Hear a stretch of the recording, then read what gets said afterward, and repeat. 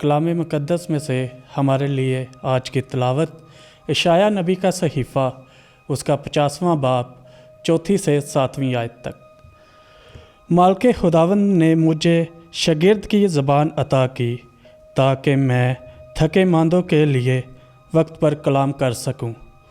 वो हर सुबह मेरे कान को जगाता है ताकि मैं शागिर्द की मानित सुनूं। मालिक खुदावंद ही ने मेरा कान खोला है तो मैं सरकश ना हुआ और पीछे को ना लौटा। मैंने अपनी पीठ मारने वालों को और अपनी गालें नोचने वालों को दे दी।